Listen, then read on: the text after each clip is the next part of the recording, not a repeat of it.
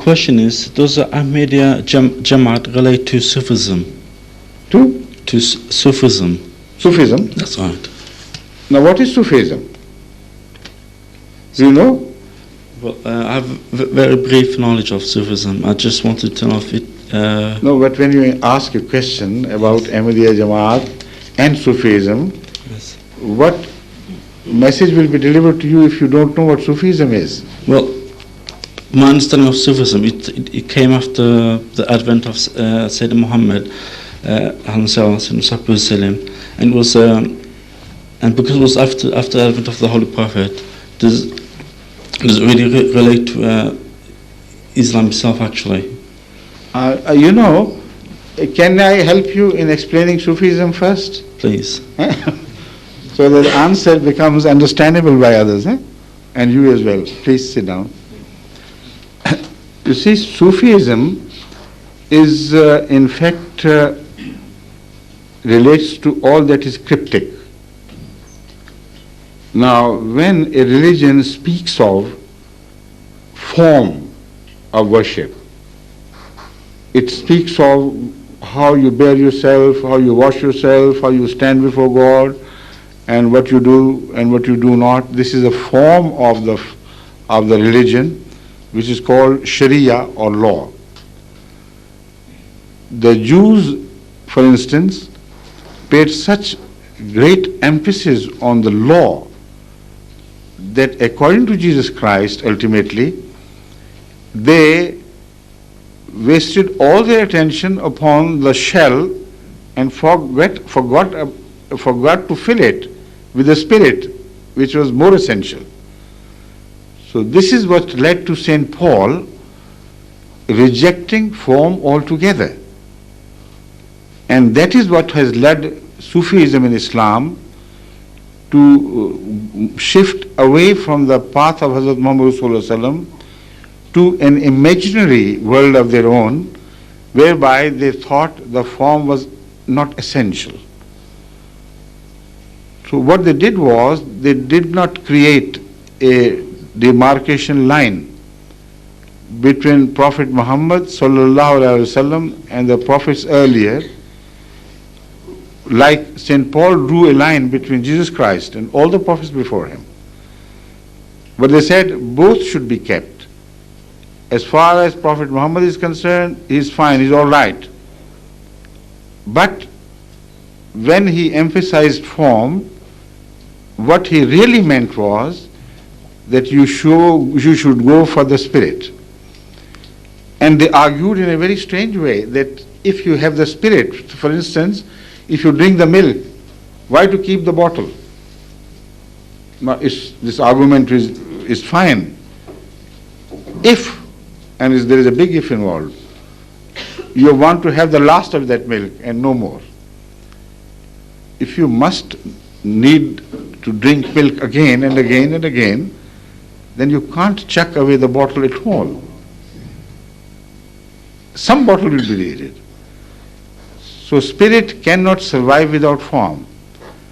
Although it is not the form which is intended, it is the spirit which is intended. So that is why deviation began to occur in Islam between Sufism and Mullaism. Now, unfortunately, after around 300 years or so, this bifurcation became very broad. Both deviated to the different directions until they could not even communicate with each other. That link was broken. Sufis said the mullahs are wrong. We do not need to say the prayer the way it was said before. And the mullah said Sufis had abandoned Islam, and they believe in some spiritual experiences of theirs and call it Islam, of which they have no right.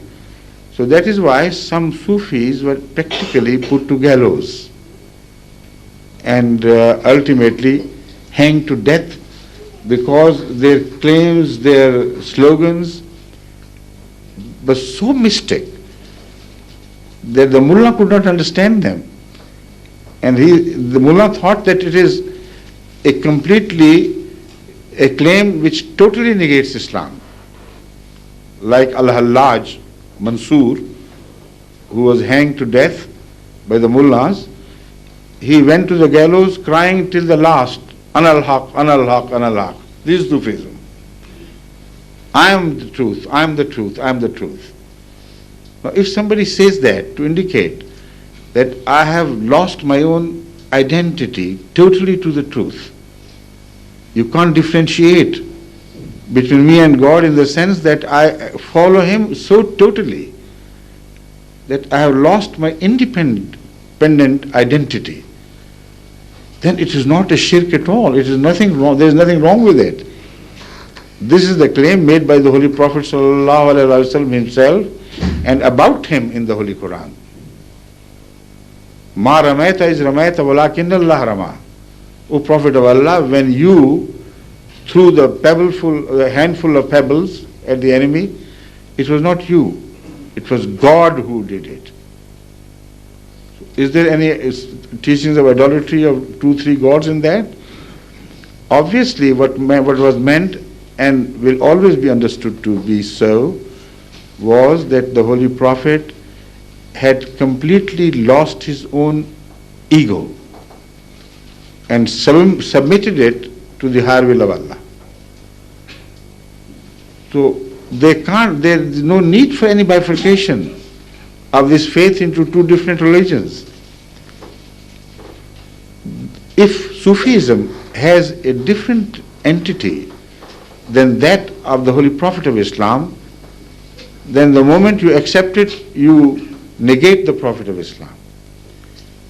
If it has the same entity, then why any Sufism or any Mullahism at all?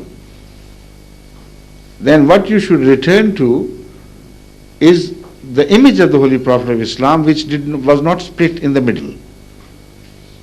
He was a balanced person, so perfectly balanced that the Holy Quran gives the Holy Prophet this compliment, that he was a man who was inclined neither to this side nor to that side. He belonged neither to the east nor to the west. So with this poise and this perfect balance between right and wrong and darkness and light, you don't need to split yourself into two different personalities. Now, why Sufism began to become popular, particularly in Turkey, is a very important question. Also, it became very popular in USSR, for different reasons, of course. But in Turkey, it became popular because of Hanafism and Hanafi mullahs who became very strict on form.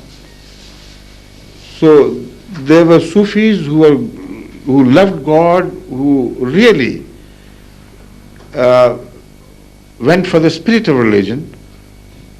They drew some followings from underneath the mullahs to themselves and said, look here, what is needed is love of God, love of humanity. If you do not have this, then all your exercises are vain, meaningless. So leave the mullahs and come to me.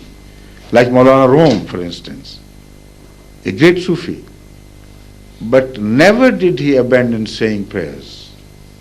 This is the point which I'm coming to. So in the beginning, Sufism was absolutely right.